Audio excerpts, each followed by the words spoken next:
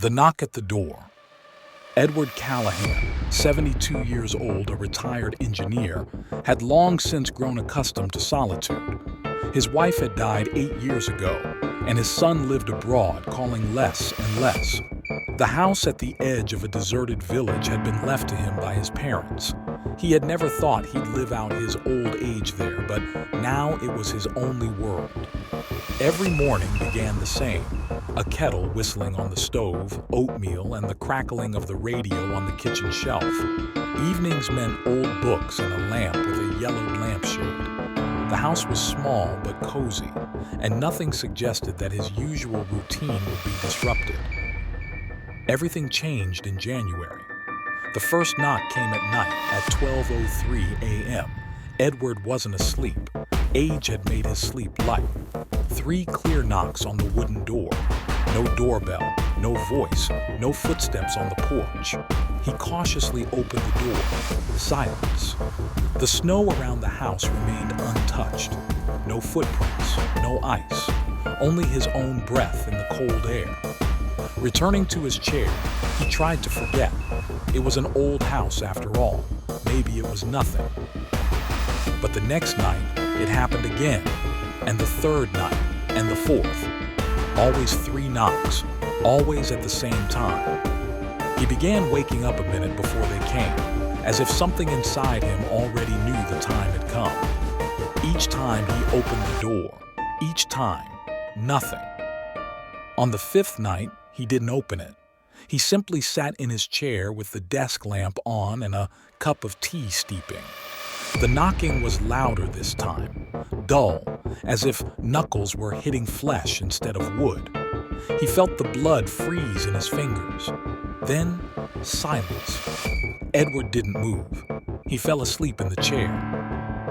In the morning, he found an envelope on the porch. No address, no name, no stamps. Dusty, as if it had been buried in the ground for decades. Inside was a piece of paper covered in symbols. Some looked almost familiar. One resembled an eye, another, an open mouth. The rest were erratic lines as though drawn in a panic. He burned the paper in the stove. The ash settled like gray snow on the embers. The next night, the knocking returned. At first as usual. Then, the blows grew stronger. The walls trembled. Books fell off the shelves. He heard glass cracking in the window. He pressed himself against the wall, clutching a cross taken from the old cabinet. The knocking suddenly stopped. For a moment, it seemed like it was over. But then he heard footsteps. Not outside. Inside. Slow, measured, as if someone knew where each floorboard creaked. The footsteps reached the kitchen and stopped. Edward held his breath.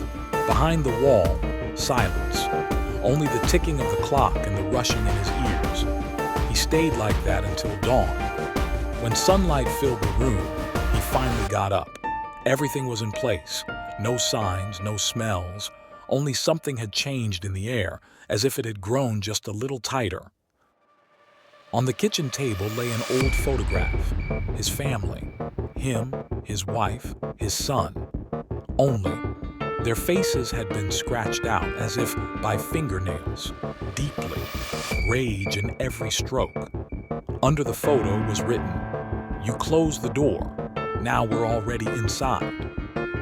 He hid the photo in a drawer, but the next night, the knocking again. He didn't open, just sat, listening. Again, footsteps in the hallway, and in the morning, the photo had returned. The scratches had grown deeper. This went on for a week. He tried to leave, but the car wouldn't start. The phone had no signal. On the 5th day, Edward tried not to sleep. He went outside before midnight, walked through the snow. The air was dead. No sound, no birds, no wind. When he returned, the door was ajar. The lights in the house flickered, and in the mirror at the entrance he saw a figure, tall, indistinct. It had no face, only darkness. He shut the door, locked all the bolts, braced it with a stool, then lay on the couch with a hammer in his hand. That night there was no knocking, only breathing. He heard it getting closer, even heavy, as if someone was sleeping next to him. He didn't turn around. In the morning, the photo. This time, only his face had been scratched out. The others were completely gone. No wife, no son. And the note, "Now only you are left." Edward no longer opens the door, but every night he listens, hears footsteps, breathing, and one night perhaps he'll hear someone sit down beside him.